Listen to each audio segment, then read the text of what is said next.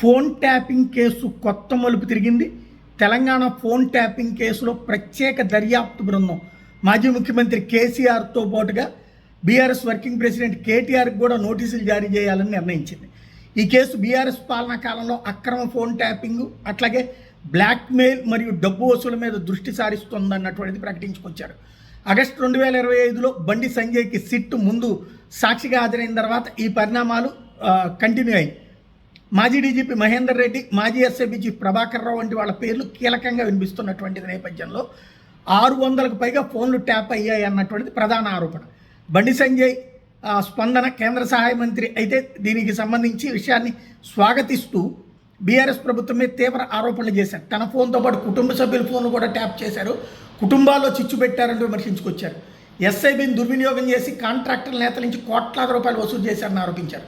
నోటీసులతో సరిపెట్టకుండా సమగ్ర దర్యాప్తు జరపాలని సిబిఐకి అప్పచెప్పాలని డిమాండ్ చేశారు. విచారణలో ఒత్తిడి లేకుండా అధికారులకు స్వేచ్ఛ ఇవ్వాలన్నారు. అయితే రాష్ట్ర ప్రభుత్వం మీద కూడా సందేహాలు వ్యక్తం చేశారు. ఎందుకంటే కాంగ్రెస్ మరియు బీఆర్ఎస్ మధ్య ఒప్పందం ఉందన్నటువంటిది ఆరోపణ చేసుకొచ్చారు.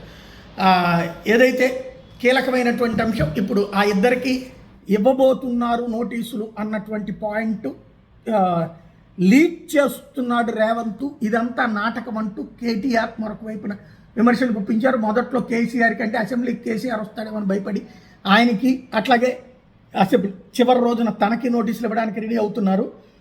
ఇదంతా హైడ్రామా, భయపడేది లేదు, పైగా నాటకాలు ఆడే పోలీసులకి తగిన బుద్ధి చెప్తాం అన్నటువంటి వార్నింగ్ ఇస్తున్నారు.